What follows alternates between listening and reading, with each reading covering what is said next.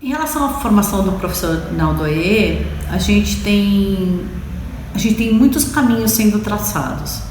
A gente indica, primeiro, que esse profissional ele tem assim, uma especialização em educação inclusiva. Por que a gente indica isso?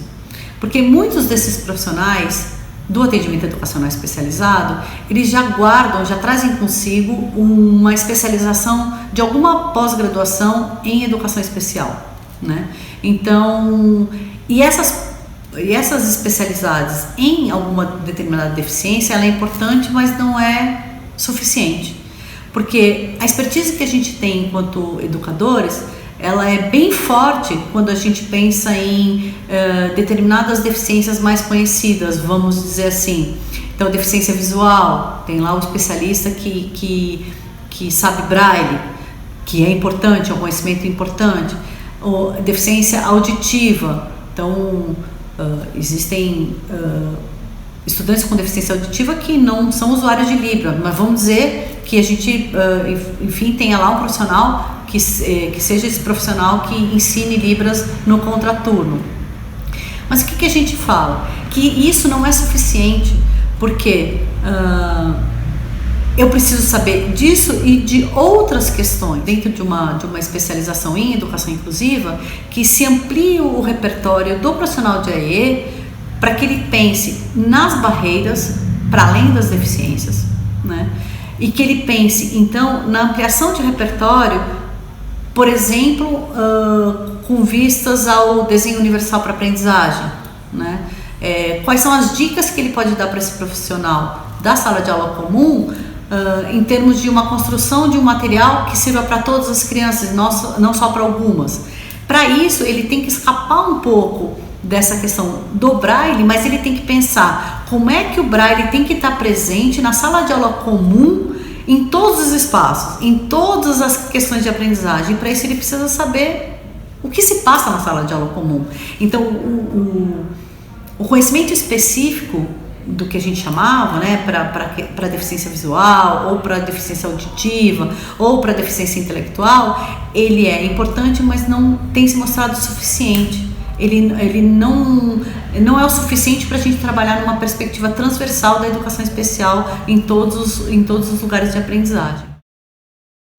Não raro, os gestores acham que a formação continuada é tanto melhor quanto mais específica ela for. Um exemplo que a gente tem é que as formações continuadas sobre alfabetização, por exemplo, elas não envolvem o professor de atendimento educacional especializado no geral. É como se eu tivesse um conhecimento que precisasse ser para alguns professores e para outros não. Então, o que a gente precisa compreender enquanto gestor é que as formações elas têm que envolver todos os profissionais. E quanto mais heterogênea for esse público que participa das formações continuadas, mais rica ela vai ser. Porque as perguntas sobre a alfabetização, elas estão sim no primeiro ano, mas elas também estão no professor de quinto ano, também estão no professor do nono ano e também estão no atendimento educacional especializado. Conhecimentos que estão localizados, vamos dizer, na educação especial, eles também são importantes para os professores da sala de aula comum. Porque às vezes o professor da sala de aula comum, ele não sabe nem que pergunta fazer para o professor do atendimento educacional especializado. E aí ele se apega na deficiência, porque ele não consegue nem ver a barreira. Porque ele se apega na deficiência, que é o que, vamos dizer, o que está mais aparente, é o que está mais, o que chama mais atenção, é aquilo que se mostra. A barreira é aquilo que se esconde para nós, como a gente foi forjado, é o que se esconde atrás da deficiência. A gente tem que passar a barreira para frente da deficiência para que ela fique mais evidente e a gente possa, de fato, estabelecer estratégias que possam eliminá-la. Na questão dos gestores, uma dica é que a gente faça sempre formações continuadas, formações em serviço, que envolvam profissionais que ocupam diferentes funções dentro do sistema. Então, misturar diretor com coordenador pedagógico, com professores da sala de aula comum, com professores do AEE, com profissionais do apoio, porque tem profissionais de apoio também.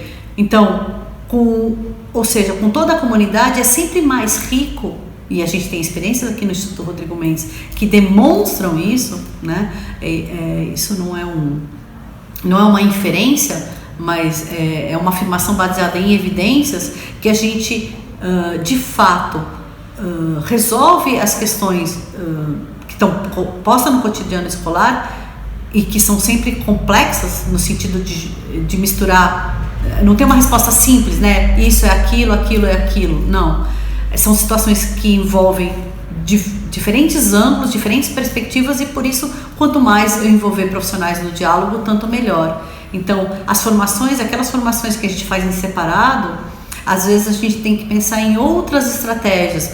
Mas eu não posso parar a rede toda num momento, né? Eu não posso fazer isso. Então eu posso dividir por regiões, por exemplo. Eu posso usar uma divisão territorial, né? Então eu faço toda a Zona Sul, depois toda a Zona Norte, depois toda a Zona Oeste. Ou então dentro da Zona Norte eu tenho territórios que são muito diferentes, que têm especificidades diferentes, territórios que envolvem, por exemplo, escolas rurais, e territórios que envolvem escolas urbanas.